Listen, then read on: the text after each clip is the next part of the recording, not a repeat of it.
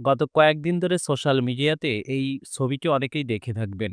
স্ক্রিনে যে ছবিটি দেখছেন ভালো করে খেয়াল করুন। পায়ের চামড়ার নিচে সাপের মতো আঁকাবাঁকা দাগ। প্রথমে দেখে মনে হয় চামড়ার উপর কোনো নকশা বা সাধারণ কোনো অ্যালার্জি, কিন্তু আসলে এটি চামড়ার নিচে ঢুকে পড়া জীবন্ত কৃমির লার্ভা।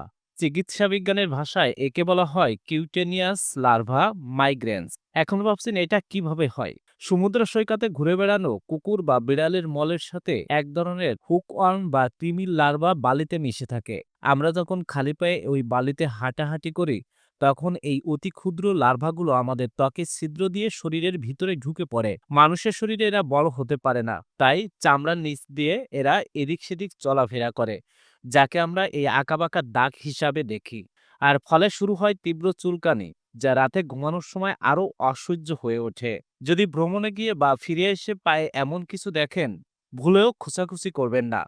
আর ফার্মেসি থেকে নিজের ইচ্ছামতো কোনো স্টেরয়েড ক্রিম বা মলম লাগাবেন না। এতে ইনফেকশন আরো ছড়িয়ে পড়তে পারে। ভয়ের কিছু নাই। দ্রুত একজন চর্মরোগ বিশেষজ্ঞ দেখান।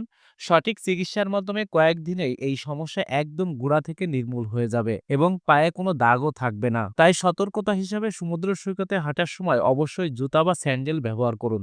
সুস্থ থাকুন, ভালো থাকুন।